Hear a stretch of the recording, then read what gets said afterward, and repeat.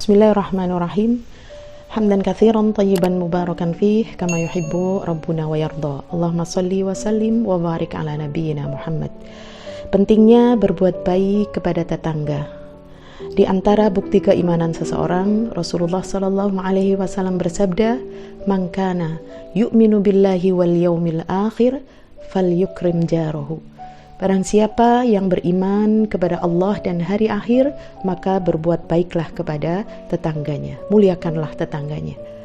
Rasulullah Shallallahu Alaihi Wasallam, beliau senantiasa diberi wasiat oleh malaikat Jibril, sampai-sampai malaikat Jibril itu berkali-kali mengatakan, "Wahai Muhammad, ingat tetanggamu, ingat tetanggamu."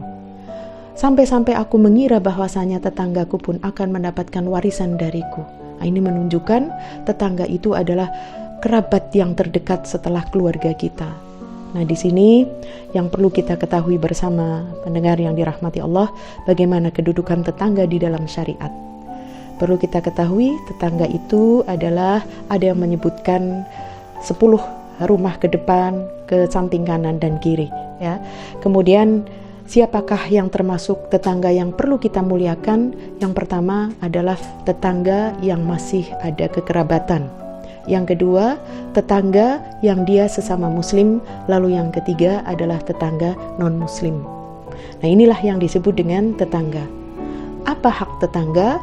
Adalah untuk mereka mendapatkan penghormatan yang layak, ya, pengakuan yang layak. Karena kita tahu bahwasanya Rasulullah Shallallahu Alaihi Wasallam beliau bersabda, "Wallahi la yu'min, wallahi la yu'min." Demi Allah tidak beriman, demi Allah tidak beriman. Man la yu'min ya Rasulullah? Siapa yang tidak beriman ya Rasulullah?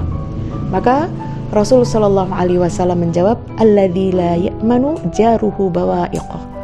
Seorang yang dia senantiasa culas, dia senantiasa zalim, dia senantiasa khianat dan jahat kepada tetangganya.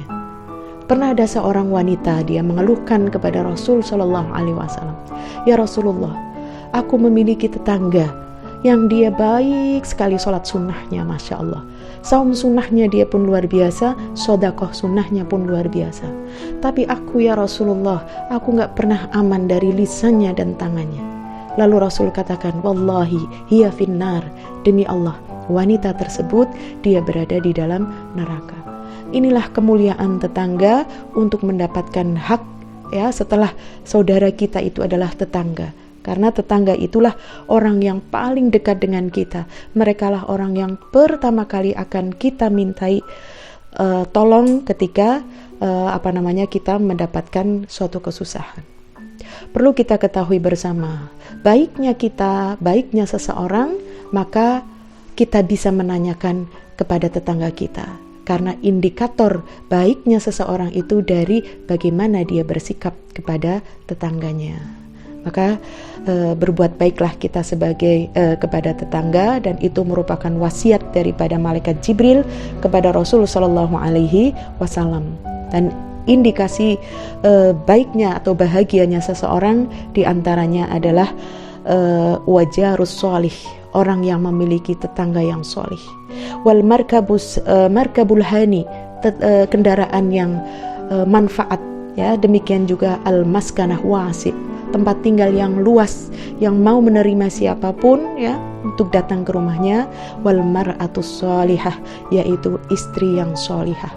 Itulah 4 indikator kebahagiaan seseorang jika dia memiliki istri solihah, tempat tinggal yang luas, yaitu yang mudah untuk siapapun datang ke rumahnya, demikian juga tetangga yang solih serta kendaraan yang bermanfaat. Itulah, ya, ciri seseorang itu mendapatkan kebahagiaan dunia. Maka mari kita tunjukkan bahwasanya kita adalah orang yang beriman kepada Allah dan hari akhir, yaitu dengan bagaimana kita memperlakukan tetangga kita. Karena tetangga kita lah yang pertama kali berhak untuk mendapatkan kemuliaan. Itu yang bisa kita pelajari. Mudah-mudahan kita semuanya, sebelum kita menuntut memiliki tetangga yang baik, jadilah diri kita tetangga yang baik buat tetangga kita. Wallahu a'lam bishawab. Assalamualaikum warahmatullahi wabarakatuh.